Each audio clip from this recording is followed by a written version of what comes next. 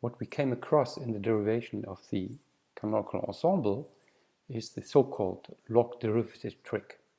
Using this trick, it gets extremely simple to determine moments of distributions. And this is what we further want to evaluate here.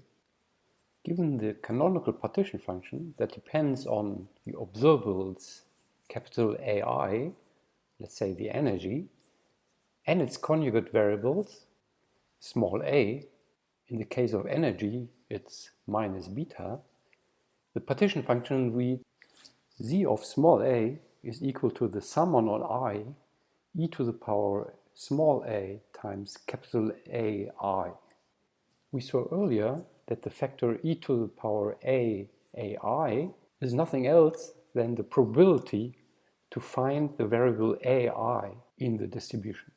Hence, the mean of all capital A's is given by the sum on all I, AI, times this probability divided by the partition function, which is the sum of all the probabilities.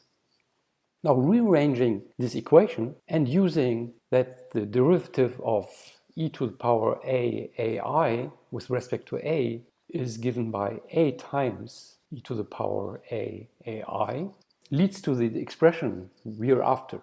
So the mean of a is calculated by taking the derivative of the log of z with respect to the conjugate variable small a. The mean of a is also called the first moment of the distribution. Likewise calculation we can do for the variance. The variance is defined as the mean of the squared random variable a minus the mean of a squared. In order to determine the mean of the variable a squared, what we have to do is we have to calculate the sum on all I, ai squared times the probability.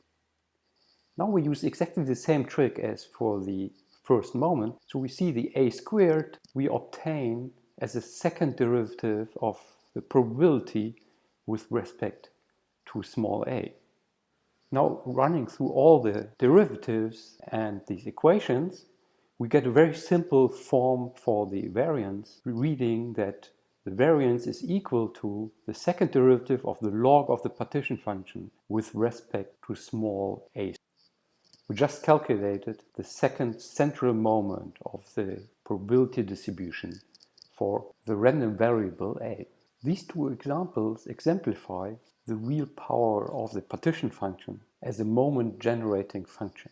It suffices to know the partition function in order to calculate any moments of the distribution. As a summary and further extension, what we found is that the canonical partition function gives a simple means to calculate moments of distribution and will be used throughout this lecture heavily.